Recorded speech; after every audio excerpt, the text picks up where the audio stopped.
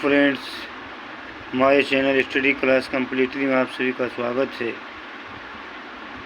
आज का टॉपिक है पारिस्थितिकी तंत्र। नोट्स है कि यूकेलिप्टस को उसकी अत्यधिक जल ग्रहण शक्ति के कारण पर्यावरण सत्य के रूप में घोषित किया गया है। इसको जिस स्थान पर लगाया जाता है वहाँ की मिट्टी का जल स्तर काफ़ी नीचे चला जाता है। यह पौधा ऑस्ट्रेलिया महाद्वीप में बहुतायत में पाया जाता है। स्थिर जल के आवास लैंटिक आवास के अंतर्गत आते हैं, जैसे आर्द्रभूमि, तालाब, झील, जलाशय इत्यादि। बहते जल के आवास लोटिक आवास कहे जाते हैं, जैसे नदी। दो भिन्न समुदायों के बीच का संक्रमण क्षेत्र इकोटोन कहलाता है। समुदाय ये जंगल है, समुदाय भी घास स्थल है, इसमें क्या इकोटोन है, दोनों में पाया जाता है जो ठीक। सर्वाधिक अस्थायी पारिस्थितिकी तंत्र महासागर है। पारिस्थितिकी तंत्र इकोसिस्टम शब्द का प्रयोग एजी टांसले द्वारा किया गया है। पारितंत्रों की घटती उत्पादकता के क्रम में उनका सही अनुक्रम है। मैंग्रोव, घास स्थल, झील, महासागर। मैंग्रोव, घास स्थल, झील, महासागर। अधिक विविधता वाली पारितंत्र की उत्पादकता भी अधिक होगी। पिक्नोक्लाइन किसी जल निकाय में घनत्व प्रवणता को दर्शाता है। पिक्नोक्लाइन किसी जल निकाय में घनत्व प्रवणता को दर्शाती है। हाइलोक्लाइन किसी जल निकाय में लवणता प्रवणता को प्रदर्शित करती है। थर्मोक्लाइन किसी जल निकाय में गहराई के साथ तापमान परिवर्तन को दर्शाती है। थर्मोक्लाइन किसी जल निकाय में गहराई के साथ तापमान परिवर्तन को दर्शाती है। अर्नीज नेस ने वर्ष 1973 में सर्वप्रथम गहन पारिस्थितिकी शब्द का प्रयोग किया था। पारिस्थितिकी निषेध शब्द को सर्वप्रथम जोसेफ ग्रीनले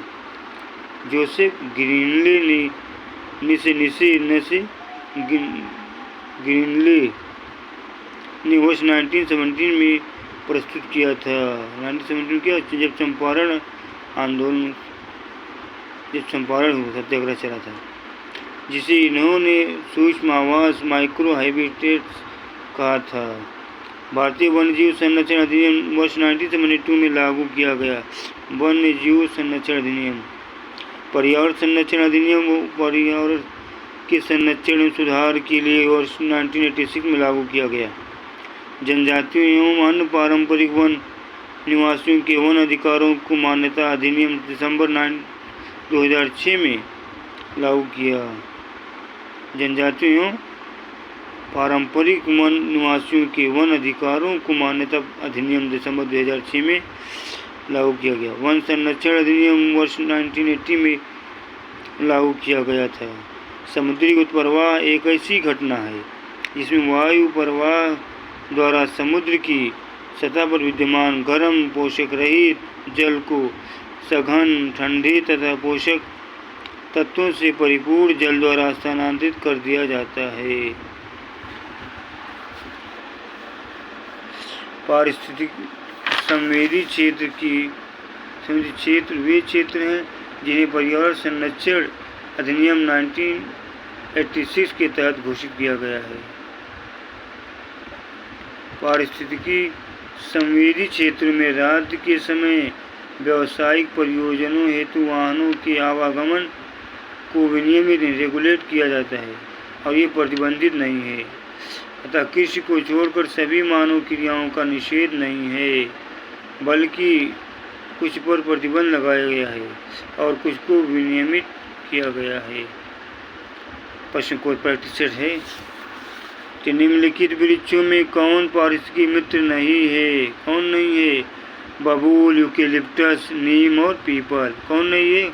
यूकेलिप्टस। ये यूपीपीसीएस मेंस 2011 में, यूपीयूडीए एलडीए मेंस 2010 में आया था। यूकेलिप्टस को उसकी अत्यधिक जल ग्रहण शक्ति के कारण पर्यावरण शत्रु के रूप में घोषित किया गया है। किसको? यूकेलिप्टस को। सेकंड है, निम्नलिखित वृक्षों में से कौन सा वृक्ष पर्यावरणीय संकट माना जाता है? बबूल, अमलतास नीम यूकेलिप्टस। कौन? यूकेलिप्टस। क्वेश्चन थर्ड के स्वच्छ जल समुदाय में लैंगिक आवास का उदाहरण है। कौन है? तालाब एवं दलदली। स्थिर जल की आवास लैंगिक आवास के अंतर्गत आते हैं, जैसे आर्द्रभूमि, तालाब, झील, जलाशय इत्यादि। फोर्थ क्वेश्चन है दो भिन्न समुदायों के बीच का संक्रांत क्षेत्र कहलाता है। Ecotype, ecad, ecosphere, ecotone. क्या कहलाता है? इकोटोन कहलाता है। दो भिन्न समुदायों के बीच का संक्रमण क्षेत्र इकोटोन कहलाता है। अगला क्वेश्चन है क्वेश्चन नंबर फिफ्थ क्या है?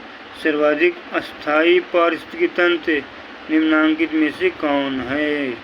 मरुस्थल, पर्वत, महासागर, वन। कौन है? महासागर। 2013 में जो यूपीपीसीएस में आया था प्री में। क्वेश्चन नंबर 6 है सबसे अस्थायी पारिस्थितिकी तंत्र है वन, घास के मैदान, रेगिस्तान, समुद्री। क्या है? समुद्री है। क्वेश्चन नंबर 7 पारितंत्रों की घटती उत्पादकता के क्रम में उनका निम्नलिखित में से कौन सा अनुक्रम सही है? कौन सा अनुक्रम सही है? महासागर, झील, घास स्थल, मैंग्रोव। महासागर, घास स्थल, झील। मैंग्रोव, घास स्थल, झील, महासागर, मैंग्रोव, झील, घास स्थल।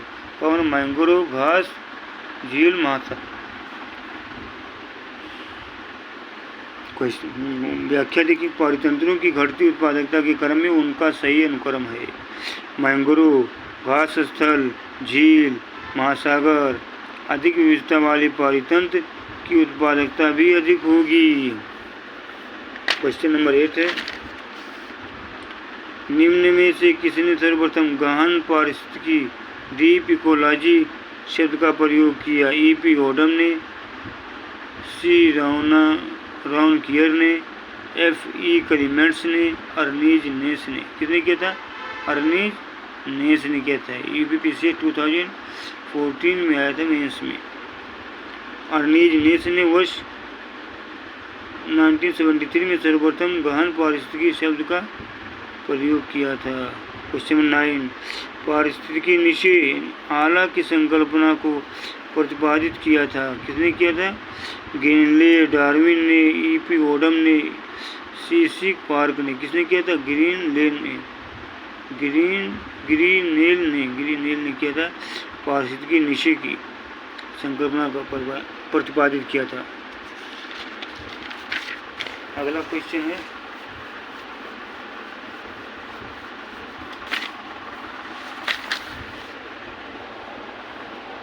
उसकी व्याख्या दें। देखिए पारिस्थितिकी निषेध शब्द को सर्वप्रथम जोसेफ ग्रीनले ने वर्ष 1970 में प्रस्तुत किया था, जिसे इन्होंने सूक्ष्म आवास माइक्रो हैबिटेट्स कहा था। क्वेश्चन नंबर 10 के भारत में पारिस्थितिकी के सरकारों एवं उसके विषय में पारित कानूनों के वर्षों की सूची को पढ़िए। पारिस्थितिकी सरोकार कानून पारित करने का वर्ष।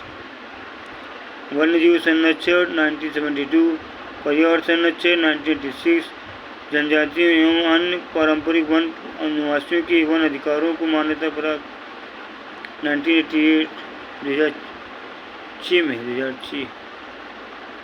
वन संरक्षण 1980 में मिस है।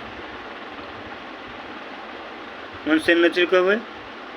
1980 में है। पारंपरिक वन निवासियों के वन अधिकारों को मान्यता कब? 2006 में। अगला क्वेश्चन है 11 निम्नलिखित में से कौन किसी जल निकाय में घनत्व प्रवणता को दर्शाती है? एकोक्लाइन, हाइलोक्लाइन, पिक्नोक्लाइन और थर्मोक्लाइन। कौन करता है? सी. पिक्नोक्लाइन। किसी जल निकाय में घनत्व प्रवणता को दर्शाती है। पिक्नोक्लाइन किसी जल निकाय में घनत्व प्रवणता को दर्शाती है। हाइलोक्लाइन किसी जल निकाय में लवणता प्रवणता को दर्शाती है और थर्मोक्लाइन किसी जल निकाय में गहराई के साथ तापमान परिवर्तन को दर्शाती है। थर्मोक्लाइन। अगला क्वेश्चन है, पारितंत्र उत्पादकता के संदर्भ में समुद्री प्रवाह अपवेलिंग क्षेत्र इसलिए महत्वपूर्ण है क्योंकि ये निम्नलिखित माध्यम या माध्यमों से समुद्री उत्पादकता बढ़ाते हैं। अपघटक सूक्ष्मजीवों को सतह पर लाकर, पोषकों की सतह पर लाकर, अधस्थलीय जीवों को सतह पर लाकर। उपर्युक्त में से कौन से कथन सही है? यहाँ ए और 2, बी केवल 2, सी 2 और 3, डी केवल 3। कौन है? बी सही, केवल 2। केवल 2 क्या है? पोषकों को सतह पर लाकर। व्याख्या देखिए, समुद्री उत्प्रवाह एक ऐसी घटना है जिसमें वायु प्रवाह द्वारा समुद्र की सतह पर विद्यमान गर्म पोषक रहित जल को सघन, ठंडे तथा पोषक तत्वों से परिपूर्ण जल द्वारा स्थानांतरित कर दिया जाता है। IAS पीरियड 2011 में आया था। अगला क्वेश्चन देखिए 13, पारिस्थितिकी संवेदी क्षेत्रों के संदर्भ में निम्नलिखित में से कौन से कथन सही है? यहाँ पारिस्थितिकी संवेदी क्षेत्र वे क्षेत्र हैं जिन्हें वन्यजीव संरक्षण अधिनियम 1972 के अधीन पोषित किया गया है। सेकंड, पारिस्थितिकी संवेदी क्षेत्र को घोषित करने का प्रयोजन है उन क्षेत्रों में केवल कृषि को छोड़कर सभी मानव क्रियाओं पर प्रतिबंधित लगाना है। नीचे दिए गए कोड का प्रयोग कर सही उत्तर चुनिए। केवल 1, केवल 2, सी 1 और 2 दोनों, डी ना तो 1 और ना ही 2। IAS पीरियड 2014 में आया था। क्वेश्चन क्या है? ना 1 ना ही 2। पारिस्थितिकी संवेदी क्षेत्र वे क्षेत्र हैं जिन्हें पर्यावरण संरक्षण अधिनियम 1986 के तहत घोषित किया गया। अतः कथन फर्स्ट असत्य है। कृषि को छोड़कर सभी मानव क्रियाओं को निषेध नहीं है, बल्कि कुछ पर प्रतिबंध लगाया गया है और कुछ को विनियमित किया गया है। अतः डी उपयुक्त उत्तर से होगा, सही होगा। ठीक। क्वेश्चन 4, नीचे 2 कथन दिए गए हैं। एक को अभिकथन ए तथा दूसरे को कारण आर कहा गया है। अभिकथन पारिस्थितिकी के विविध अवयव आपस में एक दूसरे पर निर्भर नहीं हैं। कारण आर मानव क्रियाओं से वातावरण प्रभावित होता है। नीचे दिए गए कोड सही उत्तर का चयन कीजिए। कोड क्या है? ए और 2 दोनों, आर दोनों सही हैं और आर जो ए की सही व्याख्या करता है। बी, ए और आर दोनों सही हैं परंतु आर ए की सही व्याख्या नहीं करता है। सी, ए सही है किंतु आर गलत है। डी, ए गलत है किंतु आर सही है। कौन सी? डी सही है, ए गलत और आर सही है। यूपी में 2016 में आया था।